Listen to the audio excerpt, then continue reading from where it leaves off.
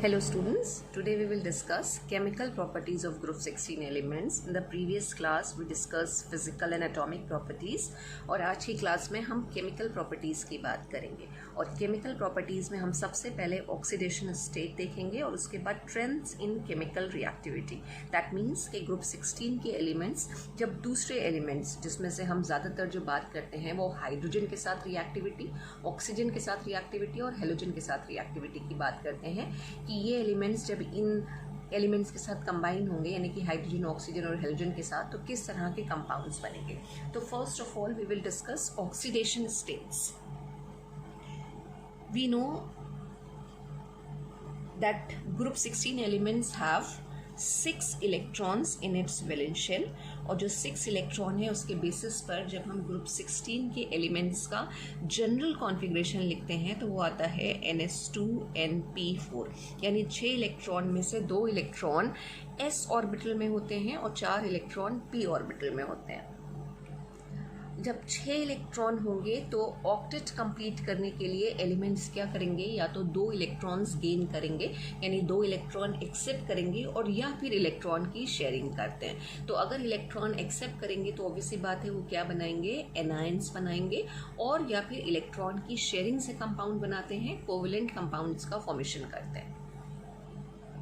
एक बार फिर से हम इस ग्रुप के एलिमेंट्स को देख लेते हैं। इस ग्रुप के जो एलिमेंट्स हैं वो हैं ऑक्सीजन, सल्फर, सेलेनियम, टेलुरियम और पोलोनियम। लास्ट क्लास में हमने इन एलिमेंट्स के ऑर्डर को लर्न करने के लिए किसी निमोनिक की बात नहीं करी थी। निमोनिक मतलब ये जो एलिमेंट्स इसके अंदर प्रेजेंट हैं आप इनका ऑर्डर सही याद रखिए कि पहले सेलेनियम आता है, फिर टेलुरियम और फिर पोलोनियम। तो आपको कई चीज़ें समझने में आसानी हो जाती है। तो कोई भी हम एक निमोनिक ले सकते हैं, बहुत सारे ऐसे निमोनिक्स अवेलेबल हैं जिसमें से एक हो सकता है OS स्टाइल से तेल पॉलिश। एक निमोनिक ये हो गया और एक निमोनिक मुझे किसी स्टूडेंट ने बताया था, वो भी हम देख लेते हैं क्या है, O स्टाइल से टीपो। ठीक है, तो ये निमोनिक है, इसके थ्रू आप एलिमेंट्स के ऑर्डर को याद रख सकते हैं। अब जब हम ऑक्सीडेशन स्टेट की बात करेंगे तो हम सबसे पहले ऑक्सीजन का ऑक्सीडेशन स्टेट देखते हैं। रिडॉक्स रिएक्शन जो 11th में चैप्टर था हमारा, हम उसमें भी ऑक्सीजन की ऑक्सीडेशन स्टेट्स की बात कर चुके हैं कि ज़्यादातर कंपाउंड में जो ऑक्सीजन है वो ऑक्साइड के फॉर्म में एग्जिस्ट करता है और कौन सी ऑक्सीडेशन स्टेट शो करता है, -2 ऑक्सीडेशन स्टेट इसकी आती है।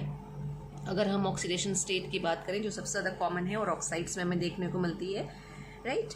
इसके अलावा ऑक्सीजन जो है वो पर ऑक्साइड्स में, जैसे कि H2O2 है, यहाँ पे हम एक एग्जांपल लिख लें -2 ऑक्सीडेशन का, तो ये हो जाएगा सोडियम ऑक्साइड Na2O। इसमें जो सोडियम का ऑक्सीडेशन स्टेट है वो आएगा -2।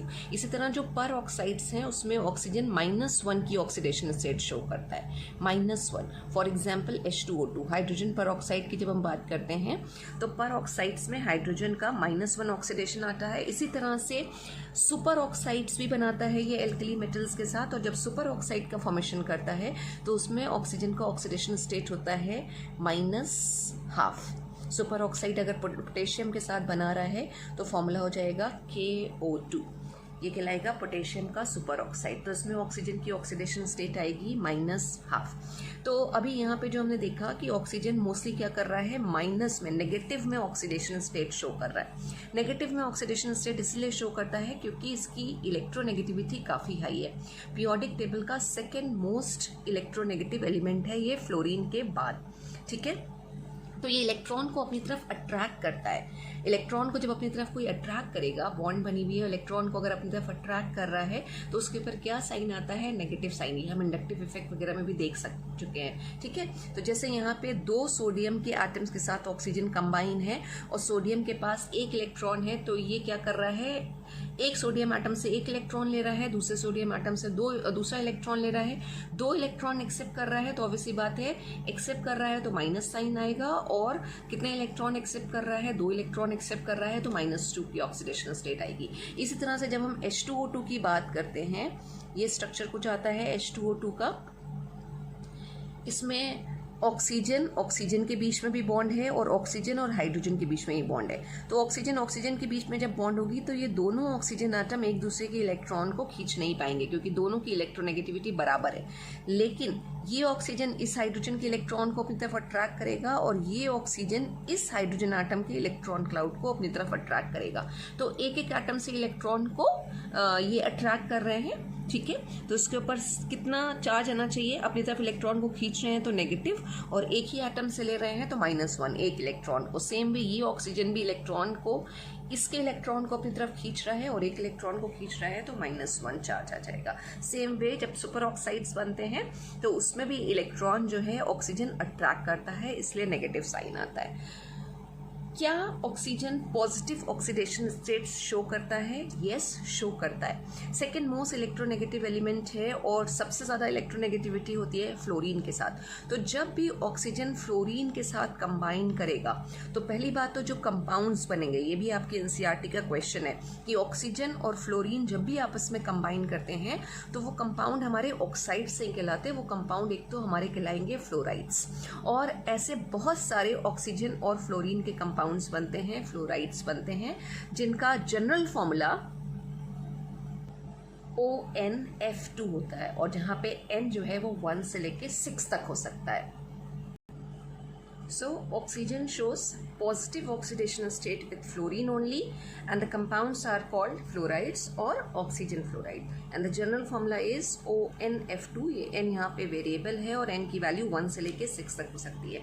यानी कितने पॉसिबल कंपाउंड्स बन सकते हैं ऑक्सीजन और फ्लोरीन के? 6 पॉसिबल कंपाउंड्स बन सकते हैं। लेकिन इसमें से जो 2 कॉमन या 2 स्टेबल और जो 2 एनसीईआरटी में आपके कंपाउंड्स दे रखे हैं वो है ऑक्सीजन डाईफ्लोराइड, जिसका फॉर्मूला होगा OF2, और दूसरा है डाई ऑक्सीजन डाईफ्लोराइड। इसमें जब हम ऑक्सीडेशन स्टेट निकालेंगे ऑक्सीजन का तो ये आएगा +2, और O2F2 में जब हम ऑक्सीजन की ऑक्सीडेशन स्टेट की बात करेंगे तो ये आएगा -1, राइट। और F की तो ऑक्सीडेशन स्टेट हमेशा एक ही रहती है और नेगेटिव में रहती है और वो -1 रहती है। तो फ्लोरीन यहाँ पे भी -1 और यहाँ पे भी -1 ऑक्सीडेशन स्टेट को शो करेगा।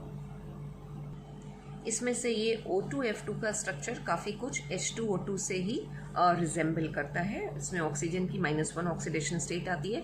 तो आपसे 2 क्वेश्चंस पूछ ले जाते हैं, दोनों इंपॉर्टेंट हैं कि जब ऑक्सीजन फ्लोराइड के साथ कंबाइन करता है तो उन कंपाउंड्स को हम क्या कहते हैं? तो हम उन्हें फ्लोराइड्स कहते हैं, उन्हें ऑक्साइड्स नहीं कहते।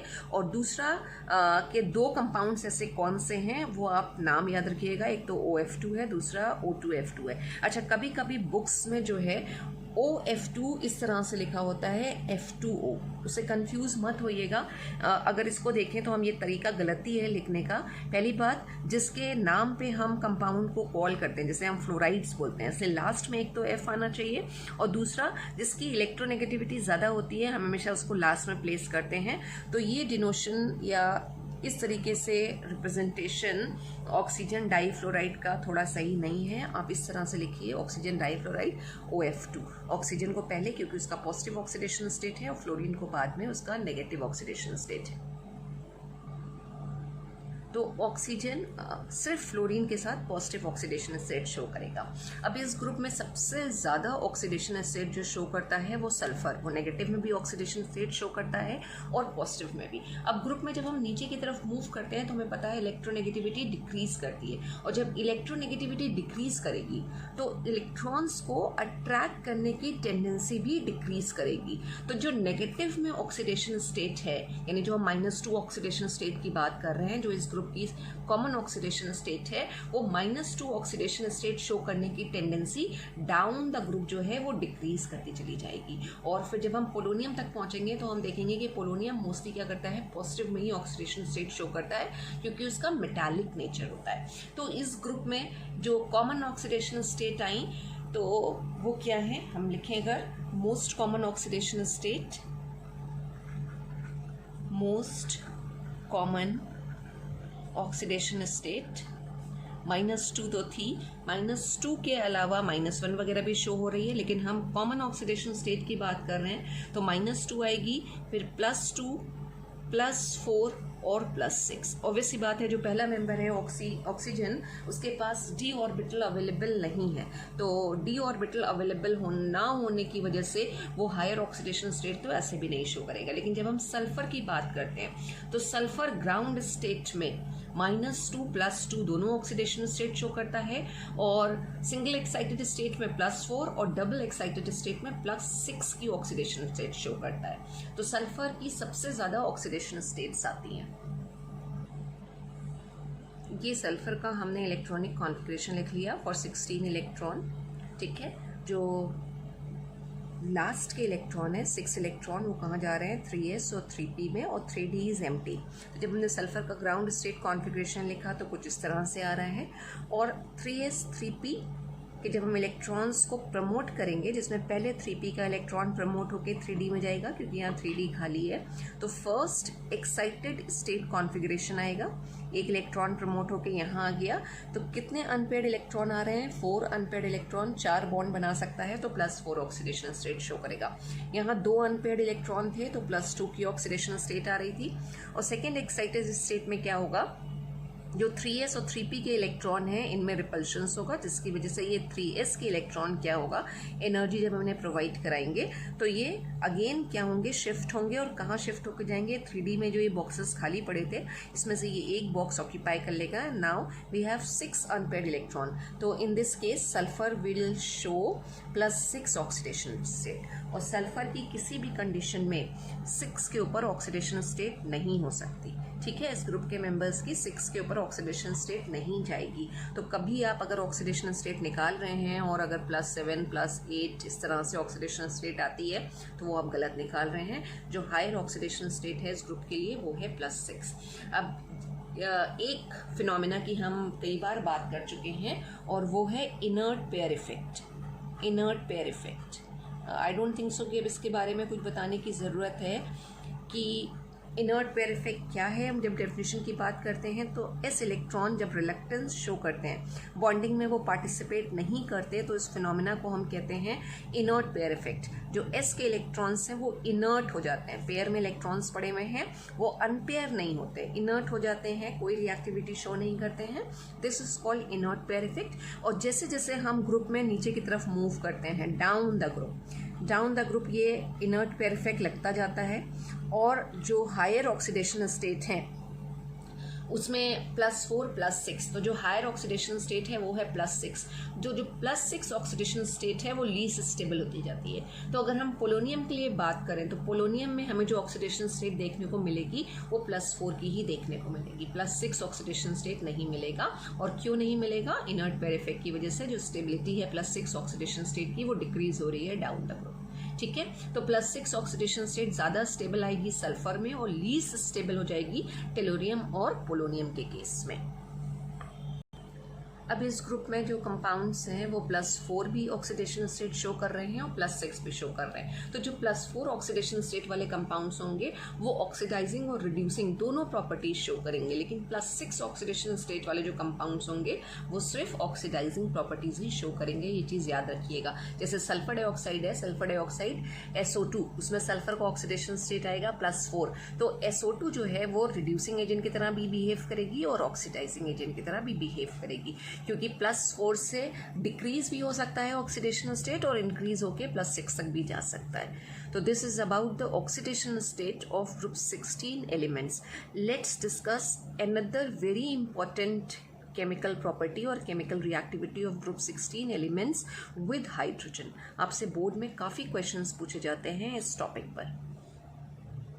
तो जब ग्रुप 16 एलिमेंट्स हाइड्रोजन के साथ कंबाइन करेंगे तो H2M टाइप हाइड्राइड्स का फॉर्मेशन होगा। यहाँ पे M क्या है, इस ग्रुप का मेंबर है, तो अगर हम M को ग्रुप के मेंबर्स के साथ रिप्लेस करते चलें तो हमारे पास हाइड्राइड क्या आ जाएंगे, H2O, पहला मेंबर ऑक्सीजन है, दूसरा मेंबर सल्फर है तो H2S, उसके बाद H2Se, H2Te और लास्ट मेंबर है पोलोनियम तो H2PO, जिसको हम मोस्टली कंसिडर नहीं करते हैं, लेकिन सारे मेंबर्स के साथ हाइड्राइड बनाएंगे तो ये आएंगे। और ये बहुत बहुत इंपॉर्टेंट टॉपिक है, वेरी वेरी इंपॉर्टेंट। बोर्ड में आपको एक नंबर पे इसमें से क्वेश्चन जरूर मिलेगा, चाहे यहाँ से या किसी और ग्रुप के हाइड्राइड से आपको क्वेश्चन जरूर मिलेगा। तो इस टॉपिक को आप बहुत ध्यान से पढ़िएगा।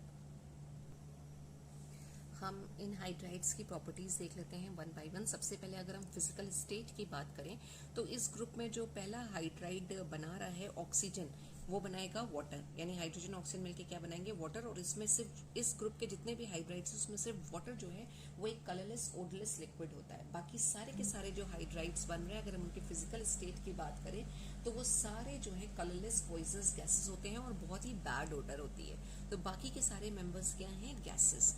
सेकेंड जो प्रॉपर्टी है हाइड्राइड की वो है इनका वोलेटाइल नेचर। वोलेटाइल नेचर का मतलब कौन कितनी आसानी से वेपर्स के फॉर्म में आता है। तो वेपर्स के फॉर्म में अगर आ रहा है तो वोलेटाइल नेचर किस पे डिपेंड करेगा, डिपेंड्स ऑन बॉइलिंग पॉइंट। हमें इनके बॉइलिंग पॉइंट्स पता होने चाहिए, डिपेंड्स ऑन बॉइलिंग पॉइंट्स। अब अभी हमने बात करा कि वाटर एक लिक्विड है और बाकी सारे के सारे मेंबर्स जो हैं वो गैसेस हैं। तो ऑब्वियस सी बात है कि अगर लिक्विड है तो उसमें ज्यादा फोर्सेस ऑफ अट्रैक्शन होंगे और गैसेस में कम होंगे। तो बॉइलिंग पॉइंट सबसे ज्यादा किसका होना चाहिए, वाटर का।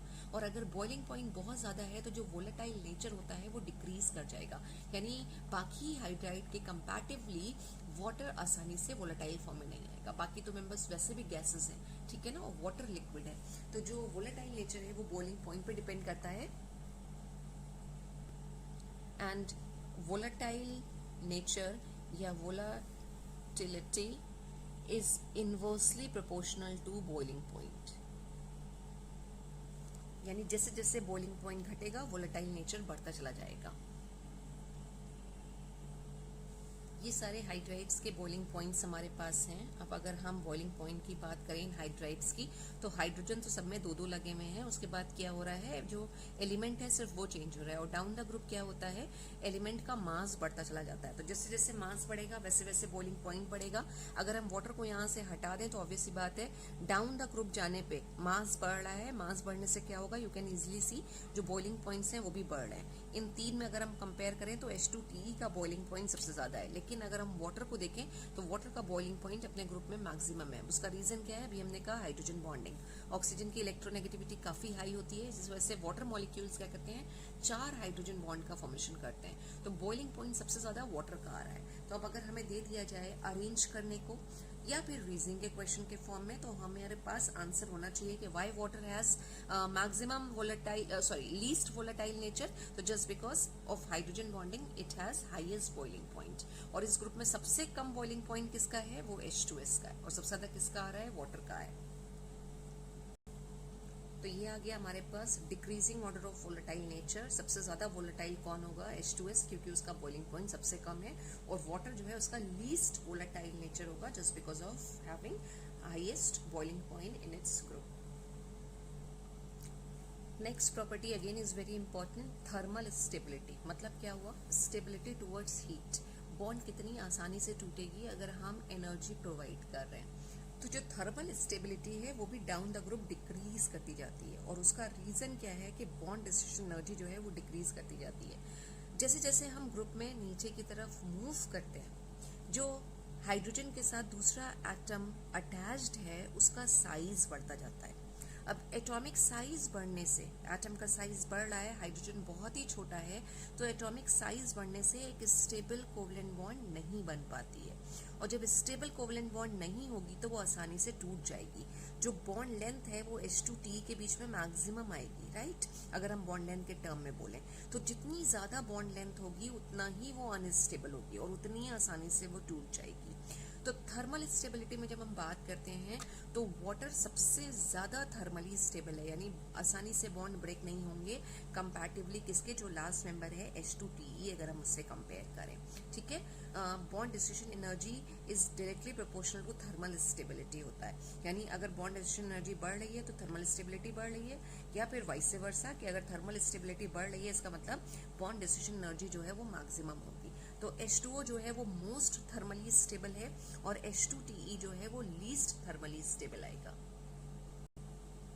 दो और प्रॉपर्टीज़ को हमने कंबाइन करके लिख लिया, एसिडिक नेचर और रिड्यूसिंग नेचर, क्योंकि ये एक ही तरह से इंक्रीज होती हैं और डाउन द ग्रुप इंक्रीज होती हैं। जैसे यानी जब हम ग्रुप में नीचे की तरफ मूव करेंगे तो एसिडिक कैरेक्टर भी बढ़ेगा और रिड्यूसिंग नेचर भी बढ़ेगा। इनफैक्ट जो वाटर है वो बिल्कुल भी रिड्यूसिंग एजेंट की तरह बिहेव नहीं करता है, बाकी सारे के सारे जो हाइड्राइड्स हैं वो रिड्यूसिंग एजेंट की तरह बिहेव करते हैं। अब ये एसिडिक नेचर और रिड्यूसिंग नेचर भी किस पे डिपेंड कर रहा है, एटॉमिक साइज पे या फिर बॉन्ड लेंथ पे या फिर बॉन्ड डिस्ट्रीब्यूशन एनर्जी पे डिपेंड करता है। अभी हमने बात करी कि ग्रुप में जब हम नीचे की तरफ मूव करेंगे तो साइज एटम का बढ़ रहा है, जिसकी वजह से बॉन्ड लेंथ बढ़ेगी और बॉन्ड स्टेबल नहीं होगी, स्टेबल कोवलेंट बॉन्ड नहीं बनेगी, जिसकी वजह से बॉन्ड डिस्ट्रीब्यूशन एनर्जी जो है वो डिक्रीज होती जाएगी, बॉन्ड आसानी से टूट जाएगी।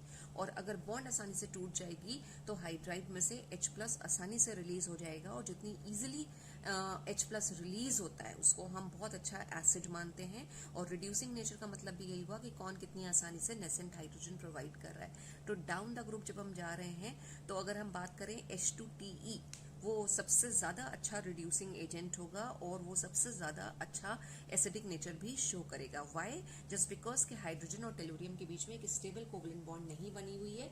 टेलुरियम का साइज बहुत बड़ा है, जो सेंट्रल एटम है उसका साइज बहुत बड़ा है, जिसकी वजह से मेंबर और हाइड्रोजन के बीच की जो बॉन्ड है वो वीकन हो जाएगी, बॉन्ड लेंथ इंक्रीज हो जाएगी और रिड्यूसिंग नेचर और एसिडिक नेचर को बढ़ा देगी। Let's see the questions given on page number 183. ये क्वेश्चन बोर्ड में कई बार पूछा गया है। H2S is less acidic than H2TE. अब ये साफ डिक्लेयर कर रहे हैं कि H2S का एसिडिक नेचर कम होगा और H2TE का ज़्यादा होगा। क्यों? और अभी हमने रीज़न डिस्कस किया कि H2S के बीच में एक स्टेबल कोवलेंट बॉन्ड बनेगी, लेकिन H2TE में क्योंकि साइज में बहुत डिफरेंस है हाइड्रोजन और टेलुरियम के, इसलिए बॉन्ड जो होगी वो स्टेबल कोवलेंट बॉन्ड नहीं होगी। ठीक है, और अगर बॉन्ड स्टेबल नहीं है तो बॉन्ड डिस्ट्रीब्यूशन एनर्जी क्या होगी, लो होगी, बॉन्ड आसानी से टूट जाएगी। तो बॉन्ड इजीली टूटेगी H2TE में तो वो आसानी से H+ रिलीज करेगा, तो H2TE का एसिडिक नेचर ज़्यादा हो जाएगा और H2S का एसिडिक नेचर कम हो जाएगा। और यहाँ सोल्यूशन दे रखा है कि due to decrease in bond distribution in enthalpy down the group में हमेशा नीचे की तरफ जाने पे बॉन्ड डिस्ट्रीब्यूशन इन एंथैल्पी जो है वो क्या करती है, वो डिक्रीज करती है। क्यों? क्योंकि जो सेंट्रल एटम है उसका साइज बढ़ता चला जाता है, जिसकी वजह से एसिडिक कैरेक्टर बढ़ेगा। यही यहाँ पे अगर रिड्यूसिंग नेचर दिया होता तो भी आंसर सेम आता।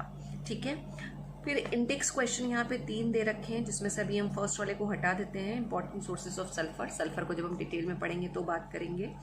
सेकेंड क्वेश्चन देखिए दे रखा है, right the order of thermal stability of hydrides of group 16 elements. ये भी क्वेश्चन बहुत इंपॉर्टेंट है और इसके नेक्स्ट वाला भी बहुत इंपॉर्टेंट है, बहुत एग्जाम्स में पूछा जाता है ये।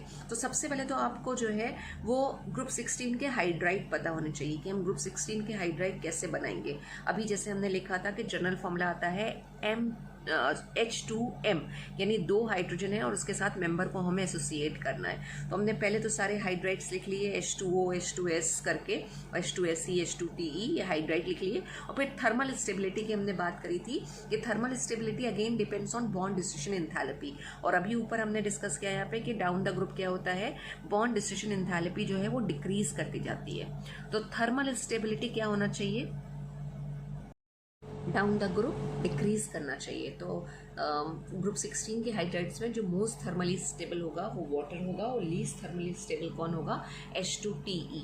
फिर एक और क्वेश्चन है, why is H2O liquid and H2S is a gas. तो हाइड्रोजन ऑक्सीजन की इलेक्ट्रोनेगेटिविटी में काफ़ी डिफरेंस है, जिसकी वजह से वाटर हाइड्रोजन बॉन्ड बना लेता है और हाइड्रोजन बॉन्डिंग की वजह से वाटर का जो स्टेट होता है वो लिक्विड होता है। लेकिन हाइड्रोजन और सल्फर की इलेक्ट्रोनेगेटिविटी में बहुत ज़्यादा डिफरेंस नहीं है, जिसकी वजह से एक अच्छा हाइड्रोजन बॉन्ड नहीं बन पाता और एब्सेंस ऑफ हाइड्रोजन बॉन्डिंग की वजह से जो H2S है वो गैस होता है। तो these are the questions from hydrides of group 16.